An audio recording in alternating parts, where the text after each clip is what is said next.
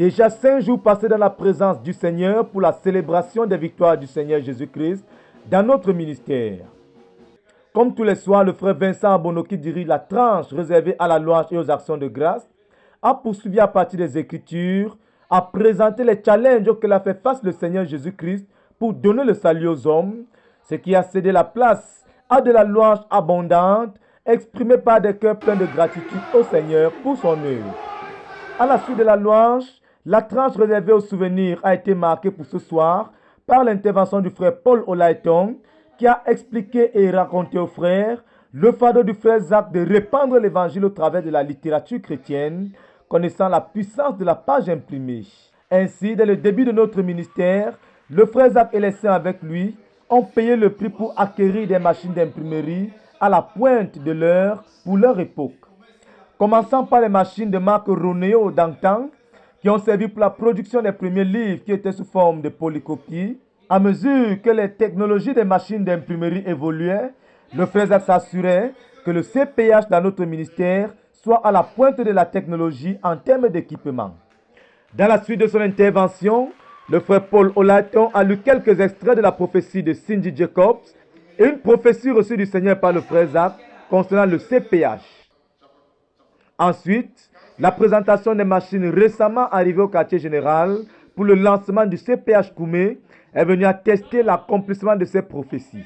Ce sont donc là des machines de marque Ricoh de dernière génération pour notre ère, positionnant une fois de plus le CPH dans notre ministère en avance en termes de technologie de pointe pour cette imprimerie moderne. Après quoi, quelques chants ont été élevés au Seigneur. Le frère Paul Ngwa, à la suite du frère Paul Olaïton, a également lu des extraits de la prophétie de Cindy Jacobs concernant une université de prière et de jeûne dans le ministère du frère Zach.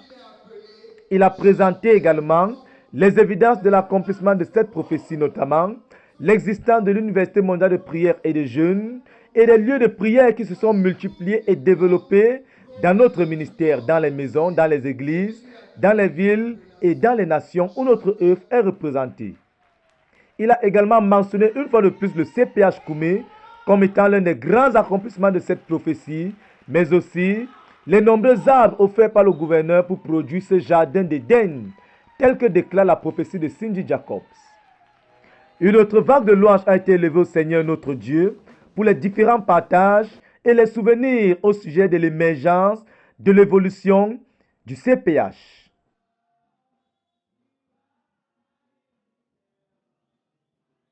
Dans la même lancée, la sœur Colette Sissako, durant la tranche des proclamations des victoires du Seigneur Jésus-Christ, a conduit les saints à travers la lecture de quelques prophéties concernant le renversement du prince satanique de Yaoundé, le renversement du prince satanique de Douala et le renversement du prince satanique du Cameroun. Et à chaque fois, elle a présenté quelques évidences de l'accomplissement de ces différentes prophéties à travers des témoignages ou alors des extraits d'articles de journal attestant ce que le Seigneur avait proclamé concernant la nation camerounaise. Tout ceci a été arrosé de la louange, des acclamations, des cris de joie au Seigneur pour sa victoire qui est manifeste.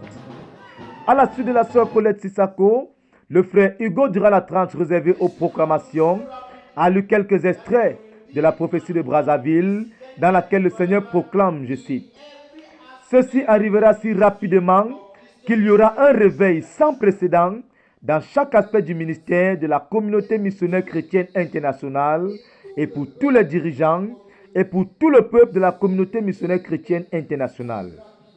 Tes missionnaires recevront une onction inhabituelle de gaiement des gens dans une culture, dans une deuxième culture, dans une troisième culture et dans une quatrième culture.